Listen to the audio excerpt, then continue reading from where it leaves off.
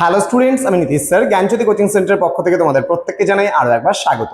তো স্টুডেন্টস, আজকে আমি তোমাদের সঙ্গে আলোচনা করব এনইপি 4 ইয়ার আন্ডার গ্র্যাজুয়েট প্রোগ্রামের অধীনস্থ যে সমস্ত ছাত্রছাত্রীরা যারা সেকেন্ড সেমিস্টারে বিভিন্ন কলেজগুলোতে CU, CCF, undergraduate, Calcutta University আন্ডারে সোশ্যোলজি মেজর নিয়ে পড়াশোনা করছো সেকেন্ড সেমিস্টারে, তাদের জন্য আজকে ডিএসসিসি পেপার 2 নিয়ে আজকে আলোচনা করব।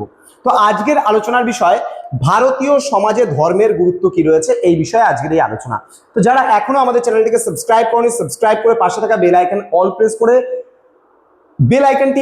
করে দাও, যাতে নেক্সট টাইম থেকে কোনো ভিডিও আপলোড করলে তার নোটিফিকেশনটা তুমি সবার আগে পেতে পারো। এছাড়া যারা ভাবছো যে অনলাইনে আমাদের কাছে জয়েন করবে, ক্লাস করবে, তারা অবশ্যই যোগাযোগ করবে আমাদের অফিসিয়াল নাম্বার 7076398606 নাম্বারে অথবা 6295916282 নাম্বারে। তোমাদের টোটাল কোর্স ফি রয়েছে তোমাদের এই সাধ্যের মধ্যে জাস্ট 1199 রুপিস পুরো সেমিস্টারে অল সাবজেক্টের কোর্স ফি, কিন্তু এখন কিন্তু দিতে হচ্ছে না। এখন তোমাদের পুরো 50% ডিসকাউন্ট রয়েছে। প্রথম 100 স্টুডেন্টের জন্য মাত্র 599 রুপিসের বিনিময়ে তুমি পুরো কোর্সটা কিন্তু পেয়ে যাচ্ছ আমাদের কাছ থেকে। পুরো 6 মাসের জন্য আমরা কিন্তু এটা চার্জেস করছি। তো তোমরা পাচ্ছ এখানে রেকর্ডিং ভার্সনে class, doubt clearing session, live classes কিছু পাচ্ছ, যেটা ডাউট ক্লিয়ারিং সেশনের উপরে সাজেশনস পাচ্ছ, মক টেস্ট সিরিজ পাচ্ছ, ইচ এন্ড এভরিথিং মিলে কিন্তু আমরা এই কোর্সটা পুরোটা চার্জেস করছি পুরো সেমিস্টারের জন্য। চলো শুরু করছি আজকের ক্লাসটা ডিটেলসে।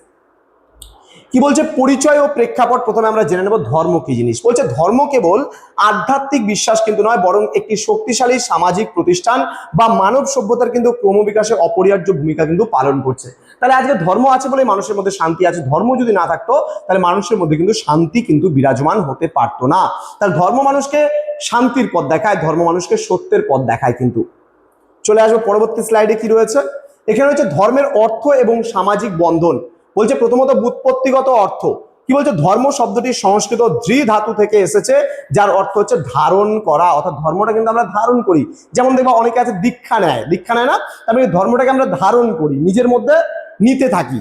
তো বলছে এটি এমন একটি বিধান যা মানুষকে সঠিক পথে কিন্তু ধারণ করে রাখে, মানে মানুষকে ধরে রাখে। কোনো ধর্মই শেখায় না মানুষকে কিন্তু কোনো খারাপ পথে কিন্তু যেতে। প্রতিটা ধর্ম কি শেখায়? মানুষকে ভালো পথে চলতে, ভালোর পথে একই রাস্তায় যেন মানুষ যেতে পারে সেই পথ কিন্তু দেখিয়ে দেয় ধর্ম। তো বলছে ল্যাটিন শব্দ রিলিজিয়ার থেকে আসা, রিলিজিয়ান শব্দের অর্থ হলো বন্ধন, অর্থাৎ এখানে তোমাকে বেঁধে রাখে ধর্ম। সামাজিক বন্ধনের কথা যদি বলি, নৃবিজ্ঞানী এবং সমাজবিজ্ঞানীদের মতে ধর্ম হলো বিশ্বাস ও আচারের এমন এক সমন্বিত ব্যবস্থা যা মানুষকে কিন্তু একটি নৈতিক সম্প্রদায়ের মাধ্যমে কিন্তু আবদ্ধ করে এবং সামাজিক শৃঙ্খলা কিন্তু বিশৃঙ্খলা তৈরি করা কিন্তু রোধ করে। ঠিক আছে, ওকে। নেক্সট কি বলেছে, সমাজে ধর্মের বহুমুখী ভূমিকা কি রয়েছে। এবং সমাজে ধর্ম আছে বলেই শৃঙ্খলা রক্ষা পায়। কি বলছে সমাজে নৈতিক ভিত্তি তৈরি করে, অপরাধ প্রবণতা কমাতে কিন্তু সাহায্য করে ধর্ম। দেন বলছে সামাজিক ঐক্য, অভিন্ন বিশ্বাস ও আচারের মাধ্যমে কিন্তু মানুষের মধ্যে ভ্রাতৃত্ববোধ গড়ে তুলতে সহায়তা করে এই ধর্ম।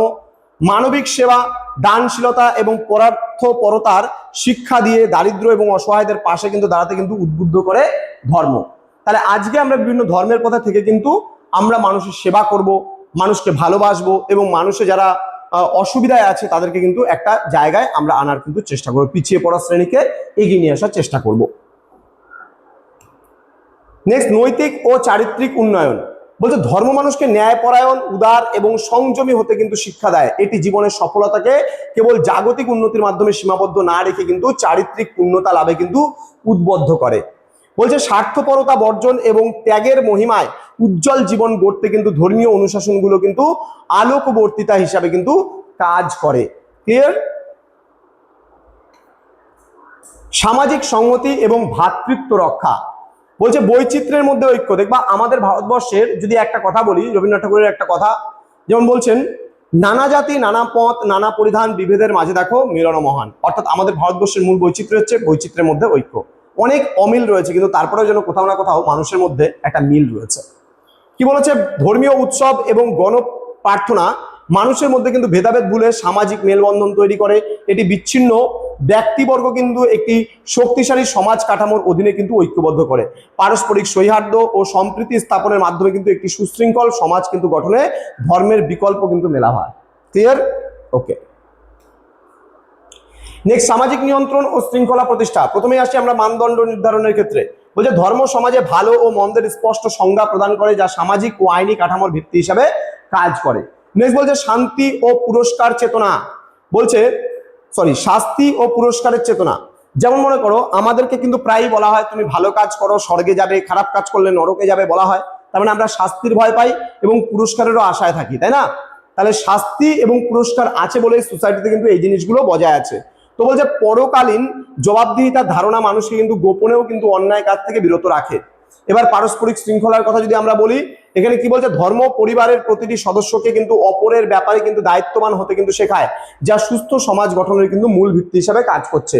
এছাড়া সম্পদের নিরাপত্তা আমরা বলতে পারি, চুরি লুণ্ঠন এবং পরধন আত্মসাৎকে ধর্ম ঘৃণ্য পাপ হিসাবে কিন্তু ঘোষণা করে সামাজিক নিরাপত্তা কিন্তু নিশ্চিত করতে দেখা যায়। ক্লিয়ার? এবার মানব সেবা ও সমাজ কল্যাণের কথা আমরা বলবো। সেবার আদর্শ কি বলছে, বিশ্বজুড়ে বড় বড় মানবিক সাহায্য সংস্থা এবং দাতব্য প্রতিষ্ঠানের মূলে কিন্তু রয়েছে ধর্মীয় প্রেরণা। ইসলামে জাকাত, হিন্দু ধর্মে দান এবং খ্রিস্ট ধর্মের কিন্তু চ্যারিটি প্রথা দারিদ্র বিমোচন কিন্তু বিপ্লব ঘটিয়েছে। মানুষজন কিন্তু দারিদ্র বিমোচনের ক্ষেত্রে অনেকটা সহযোগী হয়ে উঠছে। এছাড়া দুর্যোগ ও মহামারীর সময় ধর্মীয় প্রতিষ্ঠানগুলোই কিন্তু সবার আগে মানুষের সেবায় কিন্তু এগিয়ে আসে। ক্লিয়ার? তো সংস্কৃতি এবং ঐতিহ্যের ধারক বলছে ধর্ম সমাজের শিল্প, সাহিত্য, স্থাপত্য এবং সঙ্গীতকে গভীরভাবে প্রভাবিত করেছে। বিশ্বের মহান সব স্থাপত্যশৈলী ধর্মীয় অনুপ্রেরণা থেকে সৃষ্টি হয়েছে। ধর্মীয় ঐতিহ্যগুলোই কিন্তু একটি জাতির নিজস্ব সাংস্কৃতিক পরিচয়কে প্রজন্ম থেকে প্রজন্ম টিকিয়ে রাখে এবং সভ্যতার কিন্তু ভিত্তি কিন্তু আরো বেশি মজবুত করে। তো যাই হোক, আজকের ক্লাসটা এখানেই শেষ করছি। তো ধর্ম মানুষকে পশুত্ব থেকে দেবত্বে উন্নীত করে এবং সমাজকে কিন্তু একটি বাসযোগ্য স্বর্গীয় শান্তিনিকেতন এ পরিণত করার কিন্তু চেষ্টা করে। এটা যদি ধর্মের সারসংক্ষেপ বলি, তাহলে মানুষের যে পশু আচরণ, সেই পশু আচরণকে কিন্তু মানুষ আচরণে কিন্তু উন্নত করে। তো আমাদের অফিসিয়াল নাম্বার এখানে দেওয়া রয়েছে, তোমরা আমাদের সঙ্গে যোগাযোগ করতে পারো এই নাম্বারে, এবং অনলাইনে ক্লাস করতে চাইলে যোগাযোগ করতে পারো। দেখা হচ্ছে খুব তাড়াতাড়ি আরো একটা নতুন ক্লাস নিয়ে। তোমরা প্রত্যেকে ভালো থেকো, সুস্থ থেকো। Thank you so much. Thanks for watching after all. Thank you.